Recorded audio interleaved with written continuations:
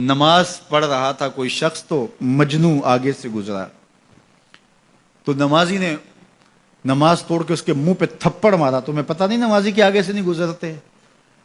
اس نے کہا میں نے دیکھا نہیں. میں ایک عورت کی محبت میں ایسا گرفتار تھا کہ مجھے ہوش نہیں رہا، لیکن افسوس تم پر، تم رب کی محبت میں مجھے دیکھ رہے تھے.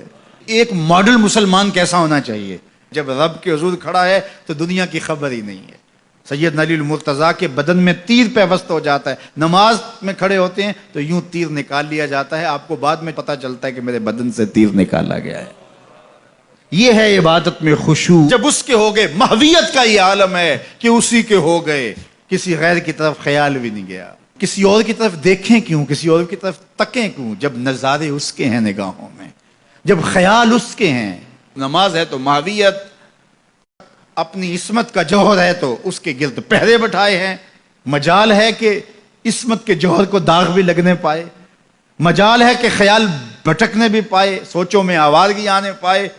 یہ خیال جب جمع ہوا ہے کہ میرا اللہ مجھے دیکھ رہا ہے، پھر بند کوٹھڑی میں بھی جرم نہیں ہوتا. آپ نہیں دیکھتے کہ سارے دروازے بند کر کے بت کے اوپر موٹا کھیس ڈال کے زلیخا بولتی ہے تلک یوسف آ جاؤ نا، اب تو کوئی نہیں دیکھ رہا. کالا معاذ اللہ.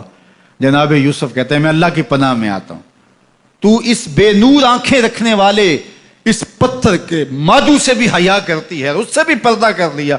جس کی بے نور پتھریلی آنکھیں دیکھتی بھی نہیں ہیں، تو میں اس سے حیا نہ کروں جو ساتویں کوٹھڑی میں بھی دیکھتا ہے.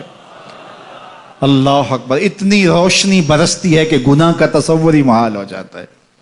اور جناب یوسف کو پتہ ہے کہ ساتوں دروازے بند ہیں اور تالے چڑھے ہوئے ہیں، لیکن اللہ کے یقین پہ حضرت یوسف دوڑتے ہیں. اللہ تالے پگھلا دیتا ہے، دروازے کھلنے لگتے ہیں، قفل گرنے لگتے ہیں. جب کوئی اس کا ہو جائے تو کوئی قفل، کوئی راستے کی بندش اس کا راستہ نہیں روک سکتی. اللہ بند مکفل راہیں بھی کشادہ کر دیتا. اس کے ہو کے تو دیکھو، اس کے بن کے تو دیکھو. تو اس کے جب تم بنو گے تو پھر سرخروئی تمہیں ملے گی.